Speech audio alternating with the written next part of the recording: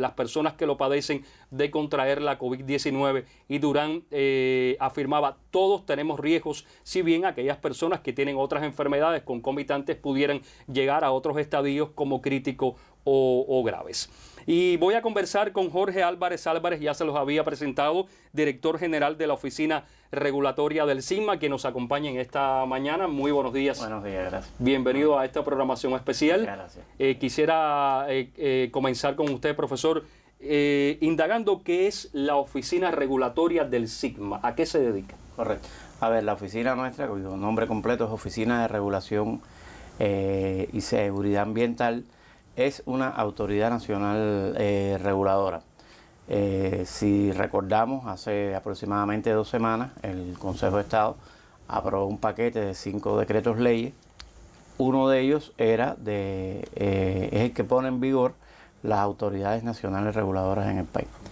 Como autoridad nacional reguladora, nuestra oficina autoriza, es decir, otorga licencia en materia ambiental, de bioseguridad, de seguridad química y de seguridad radiológica.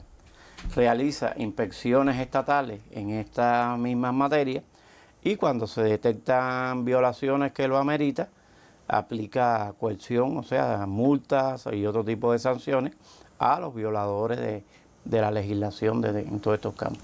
Y en cuanto al escenario, en medio de este escenario de la COVID-19 en nuestro país, ¿cuáles han sido sus funciones? Usted me comentaba acerca de acciones para el salvamento de los pacientes que estaban en el Braemar, aquel barco, pero también me comentaba lo que realizan en el polo científico con sustancias peligrosas que pueden ser agentes contaminantes. Sí, correcto. O sea, una de las misiones de la oficina nuestra es garantizar la seguridad de los procesos que se realizan y que están vinculados con esta pandemia, con la COVID-19. Y efectivamente tuvimos una participación en el tema de la autorización de la disposición de los desechos del crucero británico, concretamente de las aguas oleosas, las aguas con hidrocarburos que toda embarcación genera, dónde y cómo se podían disponer de forma segura. También en materia de bioseguridad hemos acompañado a centros del Polo Científico del Oeste que están desarrollando kit diagnósticos o que están procesando muestras en materia, o sea, para que pueda realizar estas actividades con seguridad sin provocar implicación. En la misma cuerda estamos acompañando la puesta en marcha de un irradiador que tiene el país y que se empezó a usar desde la fase de puesta en marcha en la esterilización de los hisopos que se utilizan para la toma de muestras de los sospechosos, de los pacientes para detectar si tienen o no el COVID-19, o sea, la irradiación es un método de esterilización, pero ahí se utiliza fuentes radioactivas y nuestra oficina ha estado acompañando al centro oeste que tiene este equipo, porque, como explicamos, está en fase de puesta en marcha y hay que garantizar que se apoye el trabajo de la COVID-19, pero también se haga con seguridad. Todo esto, por supuesto, con las rutinas que continúan, con sus diferentes misiones, proyectos, este acompañamiento a diferentes instituciones, además de otros escenarios. Sí, también en este mismo tema hemos seguido con el manejo de los desechos biológicos peligrosos de las instalaciones de salud, el manejo seguro de ellos, porque si no se convierte en una fuente de diseminar la actividad. Pero como bien tú decías, seguimos acompañando los procesos y actividades fundamentales que el país continúa desarrollando, como es la autorización de la construcción de hoteles, de las propias obras para enfrentar la sequía, la producción de alimentos, industrias de alimentos, es decir, seguimos autorizando todos estos procesos que el país ha mantenido aún en esta fase. Bueno, luego regresamos para buscar otros detalles acerca del trabajo que realizan en medio de la COVID-19 y su impacto en el país. Nos vamos ahora hasta Santiago de Cuba, porque confeccionar y donar mascarillas a centros y personas que las necesiten para protegerse de las consecuencias de la COVID-19 se ha vuelto, digamos, un compromiso entre quienes dedican sus propios recursos a acciones solidarias. A través de las redes sociales, por ejemplo, podemos compartir al mundo estas acciones y aportar nuevas ideas de protección a quienes deben mantenerse en casa. Les decía que en el territorio santiaguero hay quienes también participan en esta tarea y reciben el agradecimiento por su colaboración durante el periodo de la crisis epidemiológica. La iniciativa de confeccionar unas mascarillas especiales para protegerse de la COVID-19 comenzó con unas publicaciones en el perfil del Facebook del Dr. Hugo y hoy se ve materializada en su casa en complicidad con los miembros de su familia. Hugo y Xiomara, un matrimonio de doctores experimentados en el área de protección a pacientes, ya jubilados por el peso de los años, no pierden un solo minuto para sumarse al escuadrón que lucha contra las consecuencias y expansión del nuevo coronavirus. Que es para algunos centros de salud que nos lo han solicitado, como ya dijimos, Juan Bruno Sayas, también del Policlínico Camilo Torres, se han interesado, y además fuera del sector salud, la Dirección Provincial de Acopio ya nos trajo también láminas transparentes para que les realicemos algunos que ellos van a utilizar en su tarea de distribuir alimentos a la población. La noticia de la elaboración de estos protectores se expandió rápidamente entre vecinos y amistades hasta alcanzar la atención de trabajadores de la salud que también reciben una muestra de esta acción solidaria. A través de Facebook me acerqué, vi y vine a casa del doctor Hugo y su familia y le pedí que me mostrara el trabajo que estaba haciendo. Me motivé, ¿por qué? Porque, como dice nuestro presidente, siempre el pueblo tiene que buscar alternativas. No solo es esperar que nos digan las cosas, sino buscar la medida de cómo protegernos. Estas mascarillas hechas de plástico y planchas de PVC, moldeadas por una lata común de mermelada, con ayuda de un secador de cabello y el poder del acetato, brindan una máxima seguridad ya comprobada.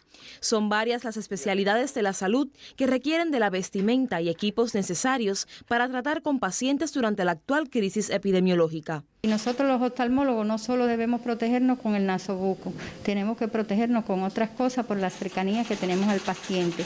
Este equipo de especialistas en oftalmología que labora en el Hospital Clínico Quirúrgico Dr. Juan Bruno Sayas es uno de los primeros en recibir estas mascarillas como resguardo para su reconocida profesión.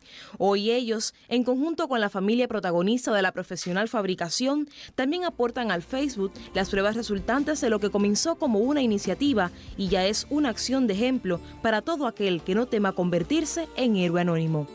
En Santiago de Cuba, Noraleidis Becerril Caballero, Sistema Informativo de la Televisión Cubana.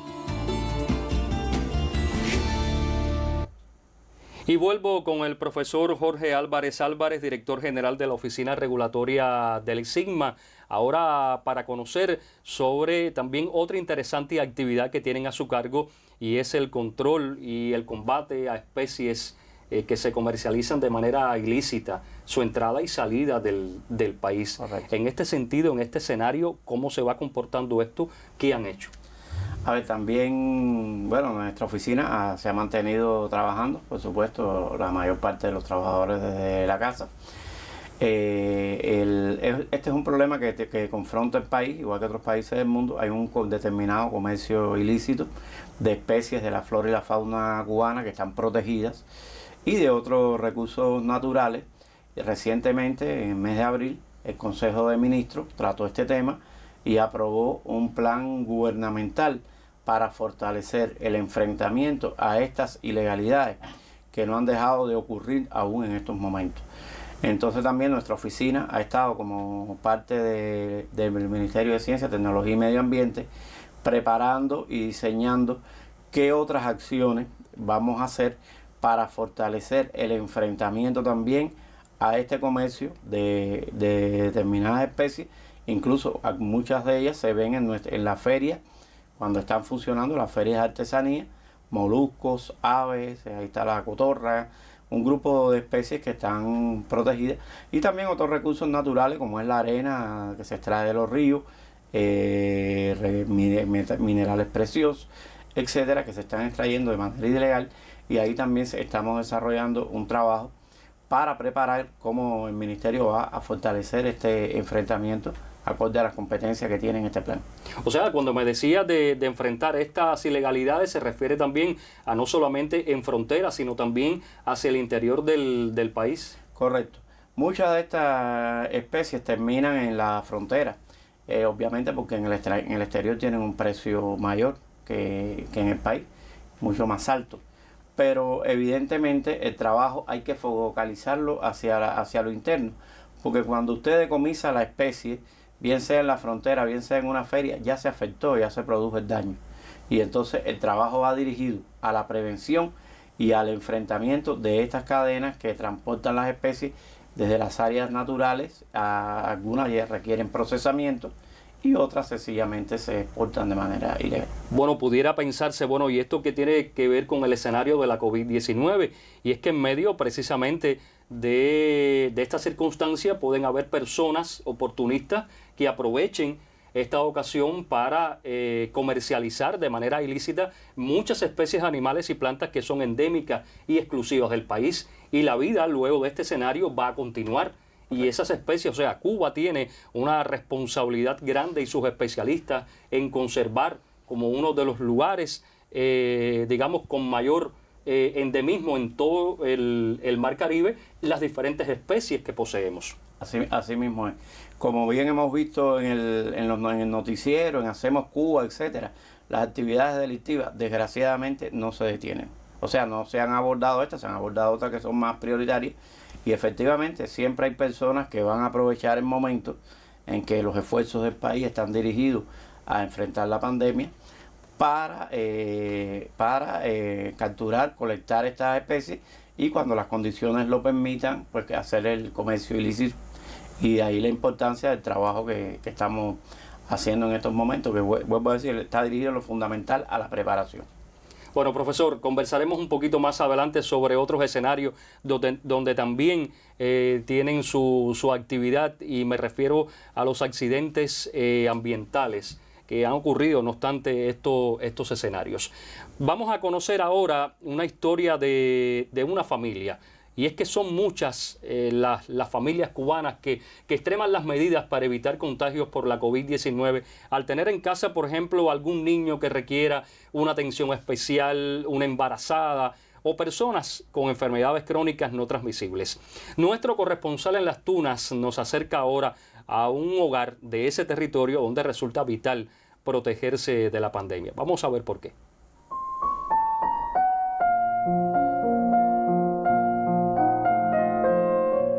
Su hogar del reparto La Victoria en la ciudad de Las Tunas es el sitio donde la pequeña de 7 años, Talía García Acosta, sonríe segura ante la presencia en el mundo del nuevo coronavirus. Ella padece el síndrome de West, una encefalopatía epiléptica de la infancia poco frecuente y que se caracteriza por retrasos en el desarrollo psicomotor. En estos tiempos de COVID-19 nosotros extremamos las medidas con nuestra niña, ya que ella es una persona que tiene más riesgo de lo normal. Antes de que la niña cumpliera el año, se tuvo que someter a estas operaciones de gastrectomía y traqueotomía, la traqueotomía para ayudarla a respirar, la gastrectomía para alimentarla. Entonces nosotros extremamos todas esas medidas para que nada le vaya a suceder. Tenemos nasobuco constantemente, nos lavamos las manos dentro de la casa, afuera. Si hay que salir a algo, está allí los pomos con las soluciones para que el que venga de algún lugar se desinfecte antes de entrar a la casa. El aislamiento social mantiene seguros a los integrantes de esta familia. A pesar del diagnóstico de nuestra niña, decidimos volver a empezar. Ya estoy embarazada, tengo 32 semanas y entonces las medidas también se incrementan para evitar que esta enfermedad tan contagiosa y tan mala que hay en el mundo no nos ocupe lugar aquí en esta casa.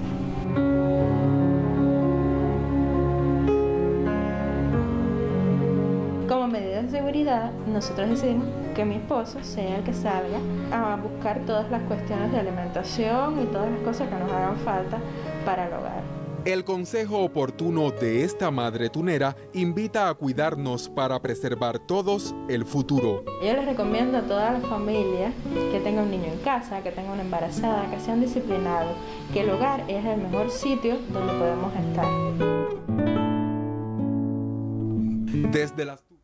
Bueno, esta historia de Yanni López Brito corrobora lo que bien decía el doctor Francisco Durán en su conferencia de prensa, de que riesgo tenemos todos. No obstante, esta familia se protege en casa, pero tenemos que protegernos todos también para cuidar a todos los miembros de nuestra familia. Converso una vez más con Jorge Álvarez, director general de la Oficina Regulatoria del SIGMA. Nos detuvimos en nuestra conversación acerca del combate a este comercio ilegal de especies de flora y fauna, pero también ustedes incursionan en el afrontamiento a accidentes medioambientales, a eventos medioambientales como contaminación, derrames y demás, que son importantes y que, como la vida, han continuado en este periodo de epidemia. Cuénteme cuál ha sido su accionar. Sí, a ver, las actividades económicas priorizadas por el país se han mantenido y como parte de la operación, del funcionamiento de ellas, se mueven combustibles, se utilizan sustancias químicas y esto no está exento de que ocurran y han ocurrido pequeños sucesos ambientales y en este caso también nuestra oficina, que tiene representación, o sea, a través de sus representaciones en provincias, pues participa en los mismos, ¿no? A partir, en primer lugar, se trata de buscar la mejor solución para limitar las posibles afectaciones, los posibles impactos ambientales de estos eventos y después obviamente se analizan las consecuencias, las repercusiones, las actuaciones, las causas y si hay que aplicar alguna medida se aplica. Esta es otra vertiente importante del trabajo que tampoco puede parar que tampoco puede parar en estos momentos. Y que por supuesto exige una relación con diferentes instituciones, organismos, incluso empresas, fábricas que son, digamos, proclives al derrame de algún combustible, a sustancias químicas y demás. Sí, así mismo es. Primero, nosotros tenemos inventarios de las entidades que manejan químicos, que manejan hidrocarburos, que tienen fuentes radioactivas, que tienen riesgos biológicos y también existen sistemas de información a través de nuestro puesto de dirección del ministerio y entonces por esa vía tenemos información y sí, efectivamente interactuamos con ellos. En tiempos normales esta interacción es sistemática a través de inspecciones, evaluaciones, etcétera, y en estos momentos, bueno, se han reducido exclusivamente a atender situaciones particulares como esta. Ha reiterado en varias oportunidades que continúan trabajando pero desde casa. ¿Cómo han asumido precisamente en medio de este escenario la labor? Además o sea, ¿de qué manera lo hacen si tienen como escenario nuestros hogares, las casas? Correcto, a ver, nuestra oficina, como decía, tiene representación en todas las provincias menos Artemísima de Abeque. O sea, tenemos alrededor de 190 y tantos trabajadores en estos momentos. Todos los trabajadores están trabajando desde la casa. Aquí en La Habana tenemos más posibilidades y se está trabajando usando mucho el teletrabajo porque los especialistas tienen conexión y tienen correo electrónico en la vivienda. En las provincias quizás un poco más difícil y se utiliza el trabajo a distancia. Pero sí hemos minimizado también, porque también tenemos que cumplir todo lo que está dictando el Ministerio de Salud Pública y el gobierno para proteger a nuestros trabajadores. Afortunadamente no hemos tenido ningún suceso con ninguno de ellos y se ha potenciado mucho esta actividad. Prácticamente el nivel en las instalaciones es mínimo. Las autorizaciones las estamos dando por vía correo electrónico. No las estamos cobrando en estos momentos, nos las cobraremos cuando esto pase, o sea, para evitar el tema del cheque, el trabajo de economía, de ir al banco, o sea, minimizar todo esto. O sea, hemos usado todas las posibilidades que da la tecnología y que da también el Código del Trabajo para seguir trabajando y garantizar la seguridad de nuestros compañeros, no convirtiendo también en un factor de incrementar el problema. Bueno, le agradezco su presencia en esta programación especial y compartir con nosotros parte de lo que realiza su oficina, la Oficina Regulatoria del SIGMA, que es una autoridad nacional regulatoria y que es fundamental también en estos tiempos de combate ante la COVID-19 de mantener al menos nuestras industrias seguras, aquellas que pueden ser de riesgo por algún desecho químico, contaminantes y demás, mantener este escenario bajo control, diríamos, y que no puedan causar entonces otros daños a la economía del país. Le agradezco su presencia. Muchas gracias por la oportunidad.